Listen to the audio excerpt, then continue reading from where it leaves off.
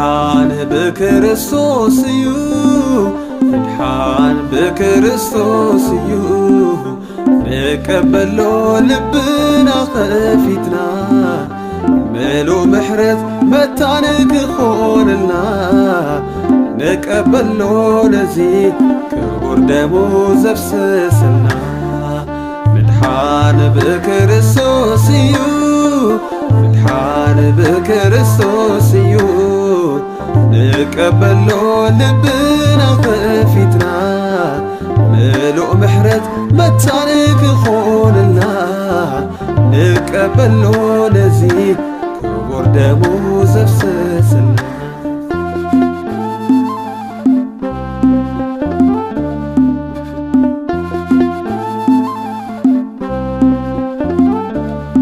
ንሃቦ ልብና ሎሚ ከይመጸት መዓልቲ ፍርዲ ንጸጋዕ ናብ ፈጣሪ ምስኡ እዩ ዘሎ ዕረፍቲ ኢየሱስ እዩ ምሉእ መድሓኒ ብዘይክኡ የለን ረዳኢ ኣብ ሰማይ ኮነ ኣብ ምድሪ ብዘይክኡ የለን መድሓኒ በኣይ ዝኣምን ኣይፍረዶን እዩ ዝበለ ጐይታ እሙን እዩ ኣይንፍራሕ ንቕረብ ናብኡ ኢየሱስ ፍቕሪ እዩ ኣይቅየምን እዩ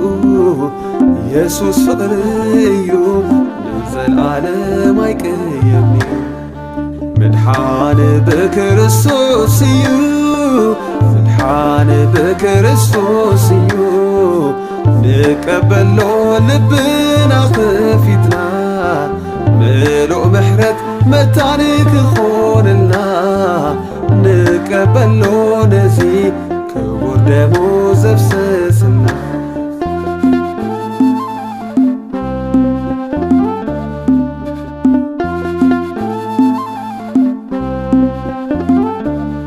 ይኣክል ናብ ራዕሽነት ክሳብ መኣስዩ ዝድፍረት ሎምሲ ናብኡ ንመለስ ምስኡ እዩ ዘሎ ዕጋበት ዘመኑ ኣዝዩ ክፉእ እዩ ሕይወት ይሕሸኩም ንዑ ብኢየሱስ ኣሕዋት እመንኡ ካብ ፍርዲ ንዑ ኣምልጡ በኣይ ዝኣምን ኣይፍረዶን እዩ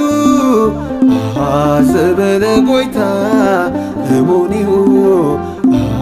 ኣይንፍራሕ ንቕረብ ናብኡ